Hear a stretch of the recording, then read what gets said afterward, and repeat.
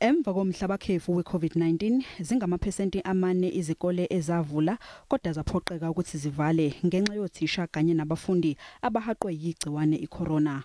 Kusasa kulindeleke ukuthi amabanga ugrade R 6-11 nabo babuyele ezikoleni. CM agreed that only grade 6 and 11 will return tomorrow, and provinces that are ready and institutions that are ready will then also phase in the ECD programs.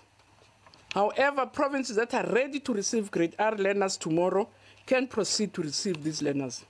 Yehlukene imbono ezakhamuzini zakuleli ngokuvula kuka grade R kusasa. Kepha ke ungqongqoshe ukugcizelele ukuthi lezo zikole esezikulungele ukwemukela ugrade R kumele na kanjani zivule kusasa kodwa uma zingakulungele zingaphoqi. CM noted that provinces are at different levels of readiness to return grade R learners.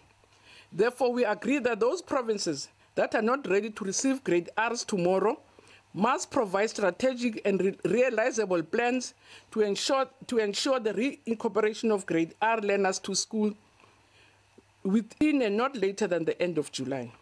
Umnyango wemfundo eyisisekelo uthi abazali abasemanqika ngokubuyisela izingane zabo ezikoleni kumele bazibhalisele ukufunda ngohlelo lwaku-internet emakhaya emnyangweni wezemfundo hayi ezikoleni.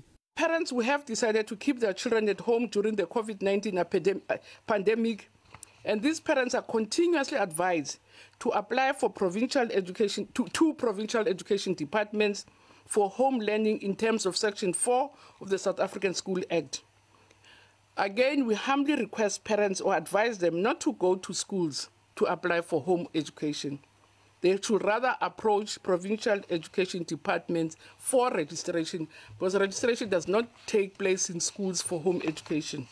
Ungqongqoshe uthe abukho obufakazi obuphathekayo obushoyo ukuthi ukuvulwa kwezikole kusabalalisa igciwane icorona.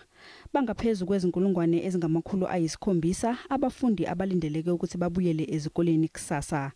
Ngase kupheleni kaNtulikazi kulindeleke ukuthi babe ngaphezulu kwezigidi 2 abafundi abazobe sebebuyele ezikoleni ezweni lonke.